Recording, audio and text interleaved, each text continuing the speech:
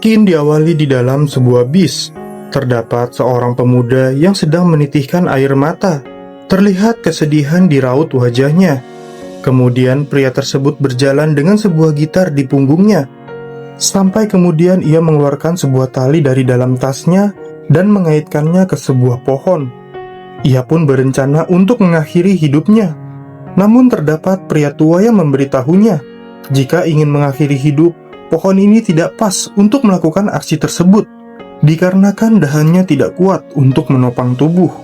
Dan kakek tua itu memberitahu bahwa cara ia membuat tali simpulnya salah. Kakek itu pun membuat tali sampulnya sesuai SOP untuk pemuda itu agar mengakhiri hidupnya dengan lebih mudah. Sebelum melakukan aksinya, pria tua itu memberikan sedikit wejangan kepada pemuda itu. Kematian bukanlah akhir dari rasa sakit. Dengan kematian, hanya memindahkan bebanmu ke hati orang-orang yang mencintaimu. Hidup memang tak selalu mudah. Kadang ia menghantammu tanpa ampun, menjatuhkanmu hingga kau lupa caranya berdiri. Tapi satu hal yang pasti, rasa sakit ini tidak akan bertahan selamanya. Apa yang terasa gelap hari ini bisa jadi alasanmu tersenyum besok. Jangan buat keputusan yang abadi hanya karena luka yang sementara. Melihat pemuda itu membawa gitar, sang kakek itu pun langsung menyuruhnya bernyanyi.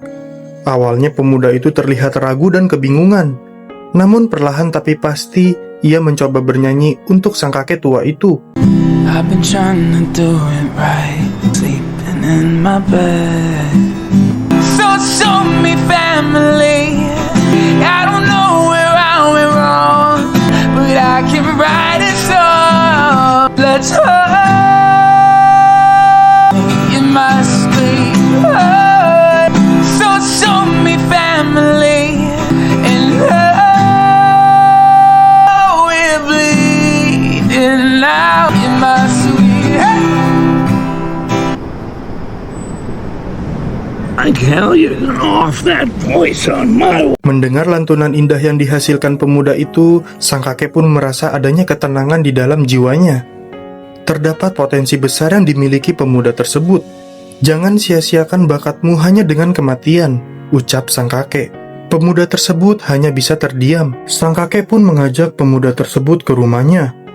Ternyata, sang kakek adalah seorang tunawisma, atau bisa dibilang seorang gelandangan. Terungkap, nama pemuda tersebut adalah KJ. KJ bercerita bahwa impiannya adalah membuat lagu dan membentuk sebuah band. Namun keinginannya tersebut ditentang oleh orang tuanya. KJ hanya bisa bernyanyi, ia tidak ingin yang lain. Orang tuanya tidak mengerti dengan mimpinya. Orang tuanya hanya memiliki keegoisan untuk kepentingan mereka, tanpa memikirkan kemauannya ia, yang membuatnya kabur dari rumah. Mendengar kesedihan KJ, sang kakek memberikan sebuah kesepakatan. KJ boleh tinggal bersama ia sampai kapanpun.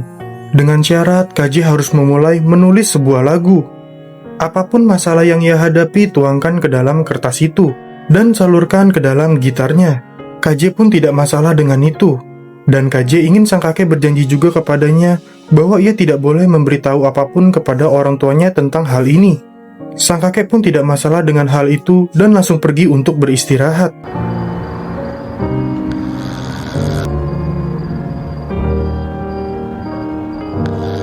KJ pun menemani sang kakek dalam rutinitas yang ia jalani setiap harinya. KJ pun mulai menulis sebuah lagu dengan ditemani sang kakek. KJ merasa bersyukur terdapat sang kakek di sisinya. Walaupun baru saja ketemu, akan tetapi KJ merasa sang kakek tulus membantunya. KJ selalu menemani sang kakek dalam melakukan rutinitasnya.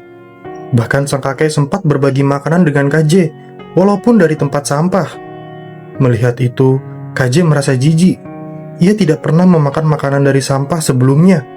Namun karena menghargai pemberian dari sang kakek, KJ tetap memakannya, walaupun muntah.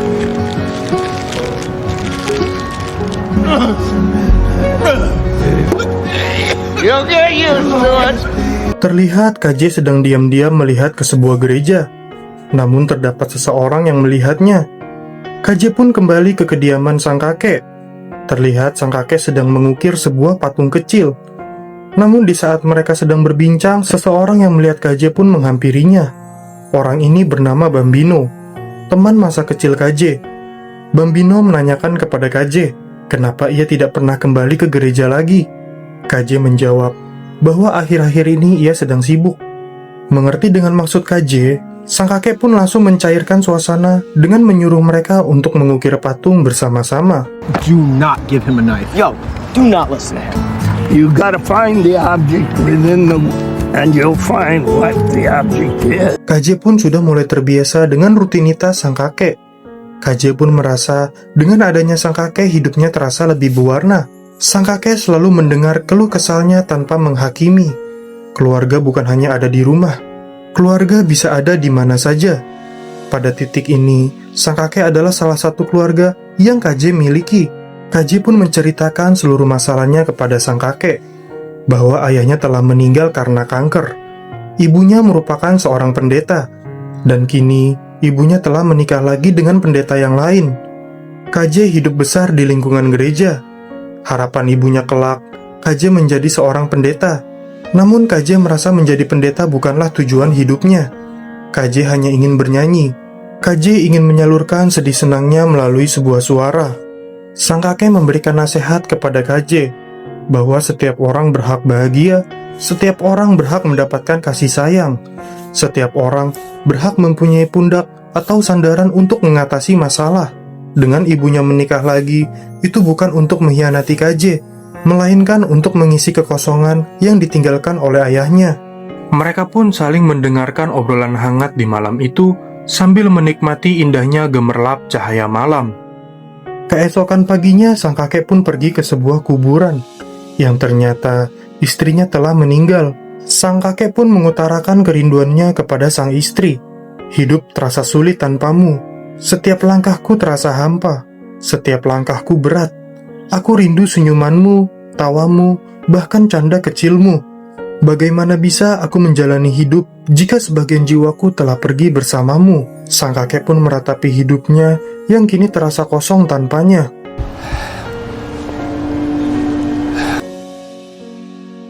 Di sebuah taman bersama KJ.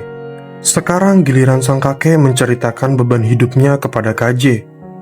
Di sebuah toko itu aku bertemu istriku. Ia menggunakan gaun yang sangat amat indah. Saat itu aku tidak menyangka dunia yang terasa biasa saja sampai ia muncul dan mengubah segalanya. Tatapan pertama itu, senyum pertamanya, seolah ada percikan sihir yang menyambar.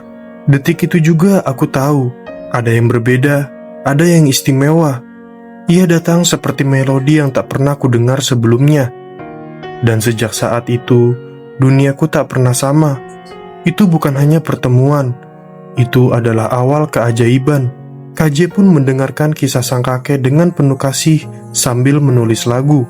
Singkatnya, sang kakek berkenalan dengan istrinya sampai kemudian ia menikah.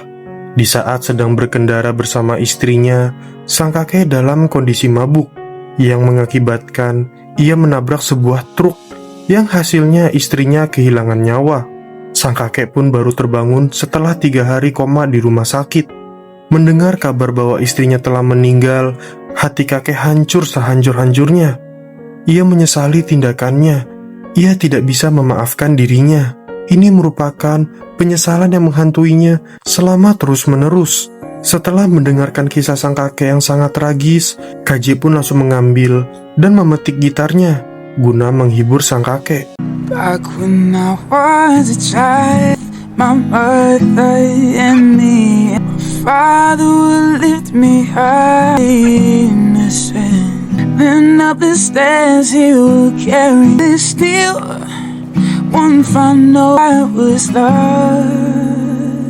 A song that will never end. With my father again. If I could get and walk another, how I love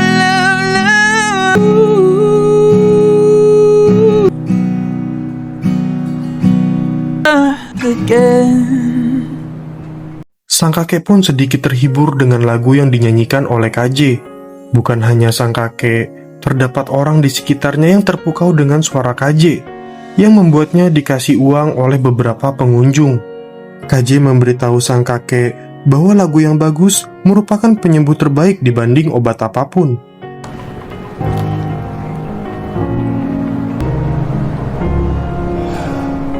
Di malam harinya terlihat sang kakek yang mencari makan di tempat sampah. Namun di saat sang kakek sedang ingin pergi, ia tidak sengaja menabrak seseorang. Tidak terima ditabrak, orang itu langsung mendorong sang kakek hingga terjatuh.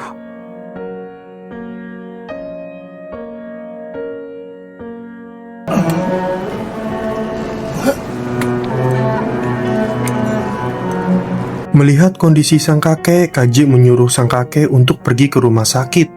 Namun sang kakek menolak itu dikarenakan ia hanyalah seorang gelandangan. Seorang gelandangan hanya dianggap sampah.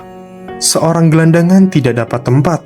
Jika ia ke rumah sakit, mungkin bisa saja dia diusir karena tidak mampu membayar.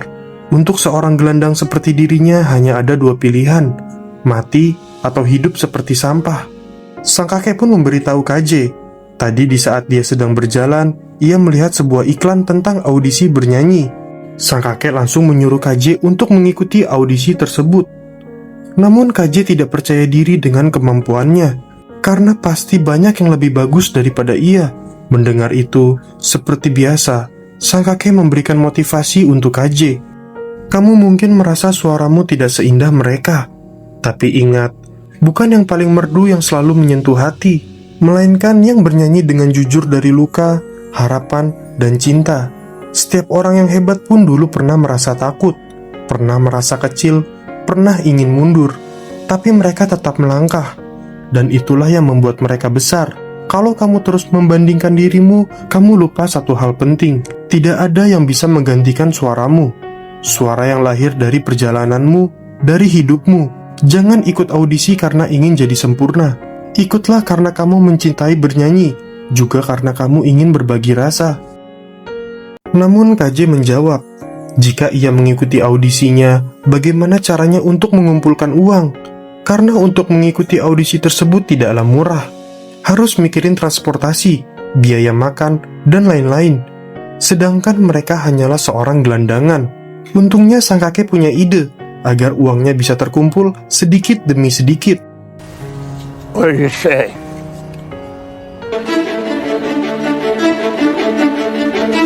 KJ dan sang kakek pun mengumpulkan uang dengan cara mengamen. Terlihat sang kakek mengajak para orang di sana untuk menyaksikan suara emas yang dihasilkan oleh KJ. Sang kakek sangat tulus membantu KJ untuk menggapai mimpinya. Sang kakek memang tidak punya apa-apa, tapi sang kakek mempunyai hati yang besar untuk membantu KJ hingga ia berhasil. KJ pun bernyanyi bukan hanya melalui suara indahnya, melainkan juga hatinya. Suaranya tak hanya terdengar di telinga, tapi terasa di hati. Setiap lirik yang ia keluarkan seolah memeluk luka dan harapan banyak orang. Di tengah keramaian terdapat wanita bernama Taylor, seorang penulis majalah ternama. Ia sangat terpukau mendengar lantunan suara dari KJ. Bukan hanya suara itu yang memikat, tapi juga kata-katanya yang dilakukan dengan begitu dalam, seolah menyentuh sisi terdalam dari hati Taylor. Tergerak oleh rasa kagum yang tak terbendung, Taylor pun mendekati KJ. Dengan penuh antusias, ia memperkenalkan diri dan menyampaikan kekagumannya.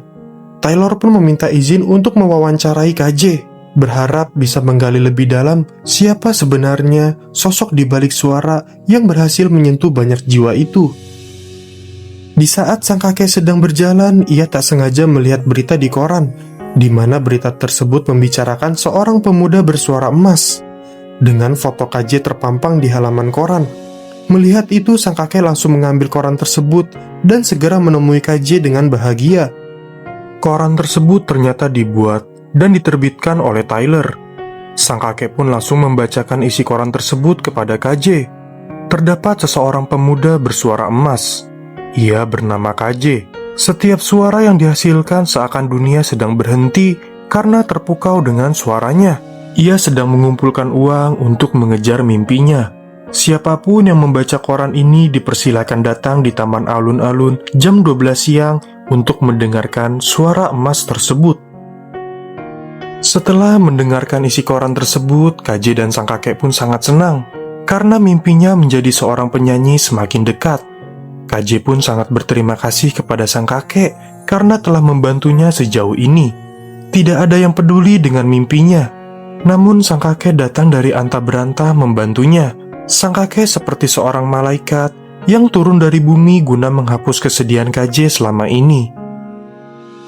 Kemudian KJ menatap sang kakek dengan penuh haru, lalu memanggil sahabatnya, seorang tukang cukur yang sudah lama dikenalnya.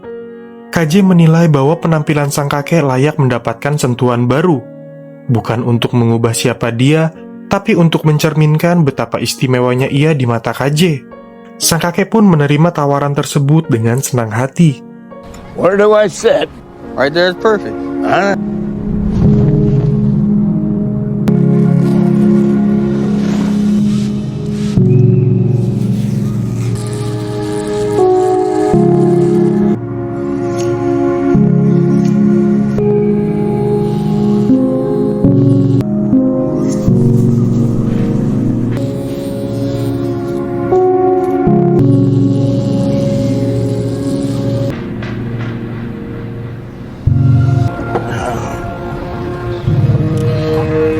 Sang kakek pun kini terlihat jauh lebih tampan dari sebelumnya. Wajahnya bersih, rambutnya tertata rapi, seolah beban hidup yang dulu menempel di penampilannya perlahan menghilang. Di momen ini, sang kakek begitu terharu. Ia sangat berterima kasih kepada KJ. Hanya KJ lah satu-satunya orang yang benar-benar peduli terhadap dirinya. Di saat orang lain menjauhi dirinya karena dianggap sebagai seorang gelandangan, KJ justru datang dengan tangan terbuka, tanpa menghakimi, tanpa memandang rendah. Tidak hanya merapikan penampilan sang kakek, tapi juga merapikan kembali harga dirinya yang lama hilang ditelan kerasnya kehidupan. Diam-diam sang kakek pergi ke sebuah gereja. Terdapat seorang pendeta di sana yang kemudian menghampiri sang kakek dan menanyakan maksud kedatangannya. Ternyata pendeta tersebut adalah ibunya KJ. Sang kakek pun mengutarakan maksud ia datang ke sini, bahwa KJ putranya telah tinggal bersama ia selama ini. Ia butuh perlindungan, butuh kasih sayang, butuh didengar keluh kesalnya. KJ merupakan anak yang baik, dan sekarang ia sedang mengejar mimpinya. Sang kakek pun mengundang ibunya KJ untuk melihat penampilan KJ besok di alun-alun jam 12 siang. Dengan harapan, jika ibunya datang, KJ semakin termotivasi atas mimpinya tersebut. Kemudian sang ibu pun menanyakan alamat tinggal sang kakek, guna sang ibu bisa bertemu dengan KJ. Namun sang kakek menolak memberitahunya karena ia telah berjanji kepada KJ untuk tidak memberitahukan apapun kepada ibunya. Setelah selesai mengutarakan maksud dan tujuannya, sang kakek pun segera pergi dari sana.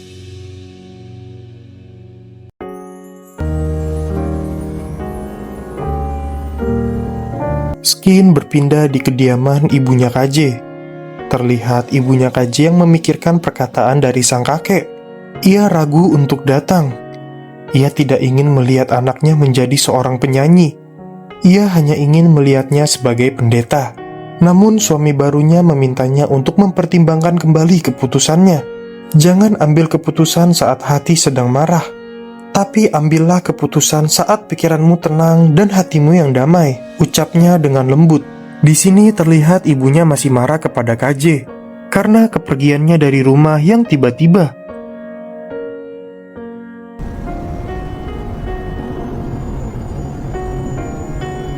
Di taman yang sepi dan sunyi, KJ dan sang kakek pun sedang berjalan menikmati hembusnya angin malam. Sang kakek pun memberikan kalung kepada KJ. Sang kakek bercerita bahwa kalung tersebut merupakan kalung dari istrinya yang telah meninggal. Kalung ini sangat berharga untuk dirinya.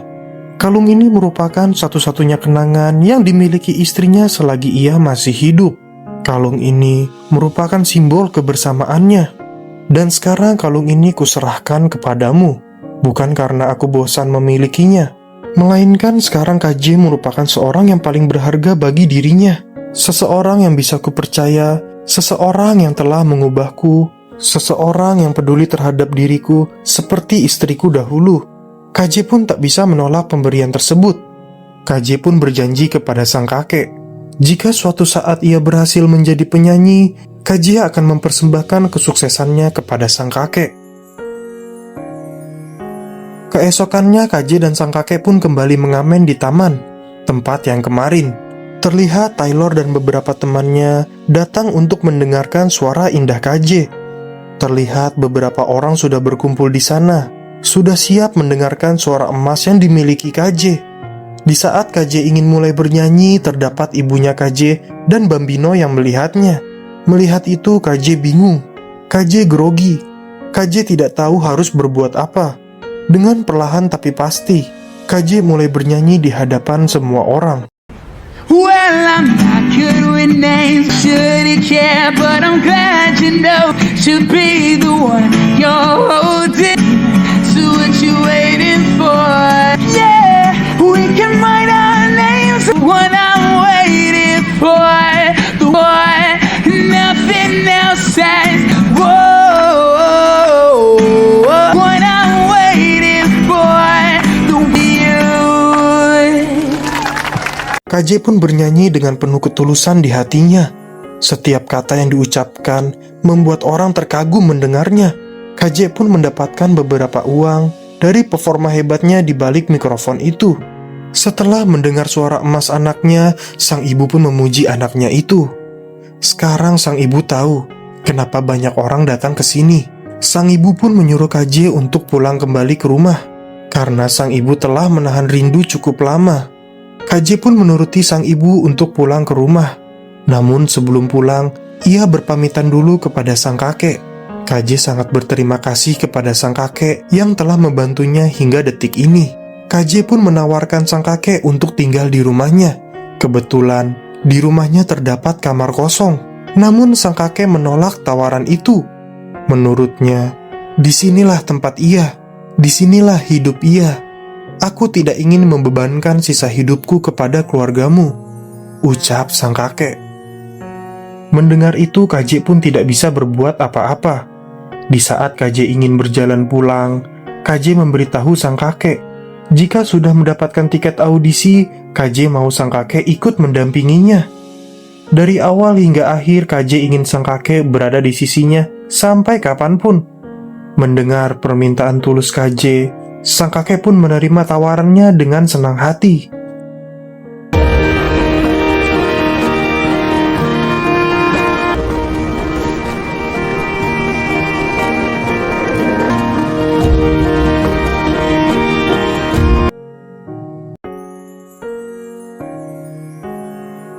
Setelah kepergian KJ, sang kakek pun merasa kehilangan dan kesepian. Untuk mengobati kesepiannya, sang kakek pun datang ke perkumpulan orang-orang yang ingin memperbaiki diri. Di sana sang kakek memberitahu yang lain bahwa dirinya sudah tidak minum alkohol selama 1 minggu lebih. Keesokan paginya, KJ pun ingin bertemu sang kakek guna memberitahu bahwa ia sudah mendapatkan tiket audisi. Namun di saat sudah sampai di tempatnya sang kakek, ternyata tenda yang biasanya sang kakek dirikan untuk tinggal telah dibongkar dan dibersihkan. KJ terdiam sejenak. Ia kebingungan kemana sang kakek pergi. Ia mencari kesana kemari, namun sang kakek tidak kunjung ketemu. Pada suatu titik, KJ melihat terdapat sebuah kursi yang dikelilingi oleh garis kuning.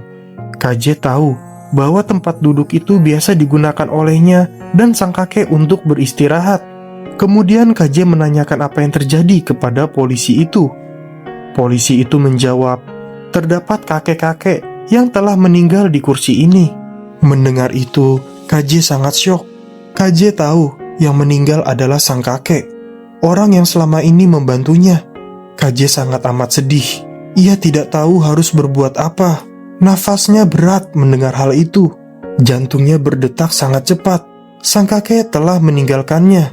Padahal KJ ingin sang kakek melihat kesuksesannya. KJ hanya ingin bernyanyi dengan sang kakek. Mengapa kakek meninggalkanku di saat aku mau berjuang?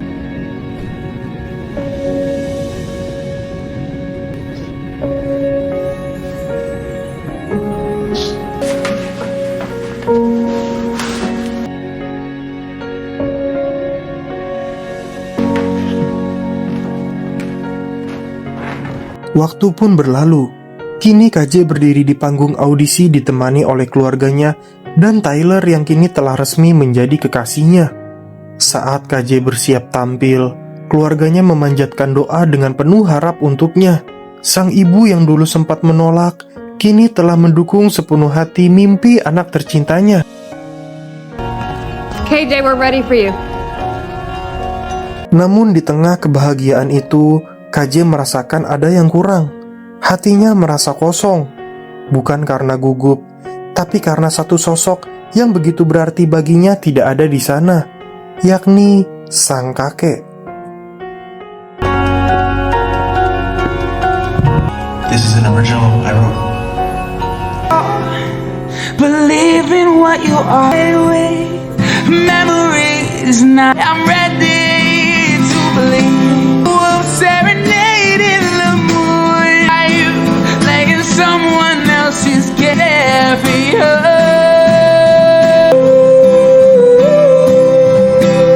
I'll be there for you.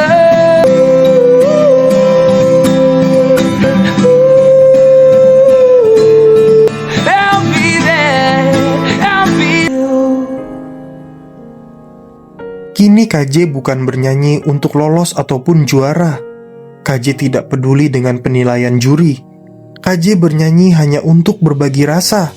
Itulah kata-kata sang kakek yang kini dipegang teguh oleh KJ. 10 tahun pun telah berlalu. KJ pun mendatangi taman yang biasa ia dan sang kakek menghabiskan waktu bersama-sama. KJ pun membagikan tiket konsernya kepada sang kakek. Ini membuktikan bahwa KJ sekarang sudah berhasil mencapai mimpinya, yaitu bernyanyi dan membentuk sebuah band. Dan kini, KJ sudah dikaruniai seorang anak. Skin pun ditutup dengan KJ berjalan dengan gitar di punggungnya seperti di awal Skin film ini. Pembelajaran yang dapat diambil dari film ini adalah jangan bunuh diri. Ini Elena Movie, pamit undur diri, sampai jumpa di video selanjutnya.